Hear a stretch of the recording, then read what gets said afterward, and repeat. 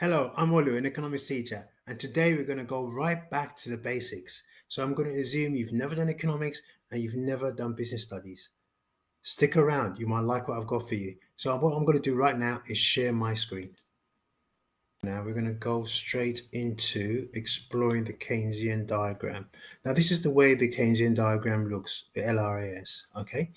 Now I want us, hopefully you've done a lesson whereby you've managed to find ways of, or you talked about ways of measuring GDP. And one of the ways we use to measure GDP is the output method or the production method. So I want us just to try to imagine, okay, like we've talked about GDP, okay. So I am making an assumption. I'm making an assumption that you know what GDP is. Okay, but you don't really know what factors of production is, what it is, and I'll explain that. Okay, remember GDP is the value of all final goods and services produced over a particular period. Okay, so if we go to the diagram, I've just said production. So the value of all the final goods and services produced over a period of time. So what we're talking about here, if I can get a pen, just get a pen. We're talking about all these goods. This is the LRS. This represents all the supply of all the firms. In other words, all the production of all the firms. This represents all the production of all the firms, total production, aggregate supply, the entire supply of all the firms. Okay, and what happens here is that suddenly you see it suddenly stops and it becomes vertical. Why is this? Why does this become vertical? It's all to do with what you call the factors of production. And the factors of production are finite. And what we mean by that, they're not limited. So I should say they are limited. They are not unlimited. They are limited in nature. Okay. For example, let's explore labor. Labor is limited, especially skilled labor. You don't have an unlimited amount of people that can keep on producing and producing and producing and producing. And even if you have things called legislation that prevents workers from working and working and working. They have to have adequate rest. They have to have a holiday. There's so many things that take place. You have trade unions that will fight if they're being mistreated. So they cannot continually just keep on producing services after services. So it's not going to keep going on and on and on just like that. It just can't do that. At some point, it's going to stop. You've reached the maximum potential. That's when you say you've reached the maximum potential. Okay? And therefore, this part here, where the vertical line is, it represents what you call YFE.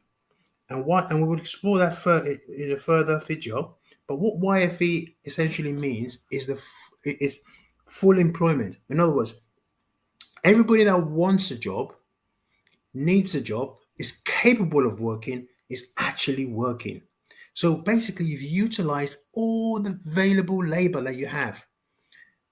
Yes, we can get extra labor here and there, and we'll talk about it in another video. But just for to understand this particular why it goes up vertically and why the way YFE is here, the assumption is now you've reached full employment. Everybody you have that wants to work has got a job, so you don't have any excess labor. So you cannot keep on producing. You've reached at the maximum potential. And then when you talk about capital, again, capital is restricted because firms use capital to produce capital equipment. Okay, now it relies on profits. You can't just keep on investing and investing and investing. Firms have so many needs for their finance.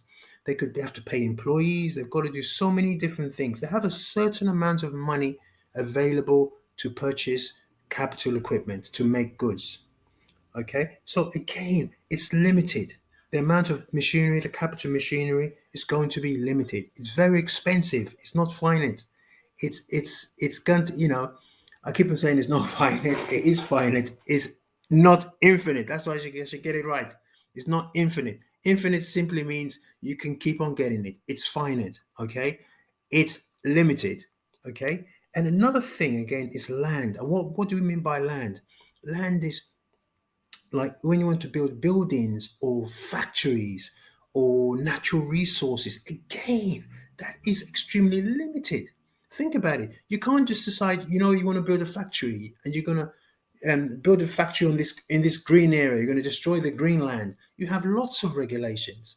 You have, you can't pollute. You have environmental regulations. You have very active pressure groups who will oppose you trying to have constructions of offices or factories in particular places. So you've got to deal with all that. You've got to deal with the legal issues. So there is a restriction on the land that you have.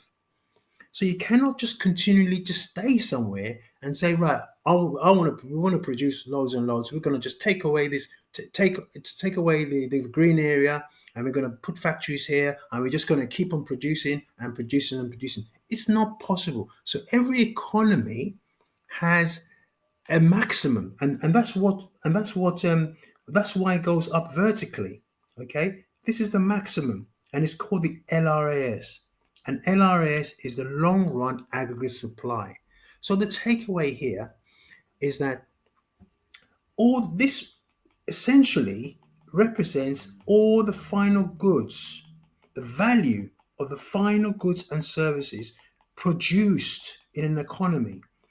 At some point, you literally run out, because if you want to be sustainable, remember, you don't want to end up like China that had these environmental problems. Everything has to be done in a sustainable way, and you have very, very strict regulations, especially in places like America and the UK. You cannot just produce. You have to look at workers' rights, environmental considerations, as we've talked about. So you just cannot continue and producing and produce. At some point you stop, and that's where you virtually go upwards, and that's where you're said to meet. You've produced at the maximum potential. Maximum potential. Can you extend? Can the LRS shift outwards? Yes, it can, and we'll talk about that in another video. But I just want you to understand why it's shaped the way it's shaped. Okay? Remember, it's just the supply, the total amount of supply. And at some point, in order to be sustainable, you run out of resources, you run out of skilled labor. And a good example of running out of skilled labor is what's happened. Boris Johnson's had to do a U-turn in regard to HGV drivers, because initially it was the foreign HGV drivers weren't allowed to come, but because they've run out of drivers and some of the supermarkets are having empty shelves and there's problems with petrol, that they've had to employ or look at employing foreign drivers. And that is the part of the problem. You haven't got enough skilled workers, and therefore you just cannot keep on producing goods and the services with the available labor you have. And I'll show it to you very, very quickly. LRS diagram. I'll show it to you. I'll bring it up here. There it goes. Yep. Take this away, and you can see it here. That's the 4 factors of production. Good recent example of a shortage of skilled workers is Boris Johnson's U-turn over employing HGV foreign drivers. And there's a small article here. Let's go here. And here it goes. Just go here. Okay. And as it says, lorry driver U-turn, Boris temporary plans to ease shortages amid panic buying. So that's an example of where you just can't have a limited number of skilled workers. And therefore, every country has an optimal potential. And once they reach that, then the LRS will go upwards until you're able to extend the LRS. And we'll do that in the next video. So like, share, and subscribe. And I will continue doing these videos. Thank you very much. Bye-bye.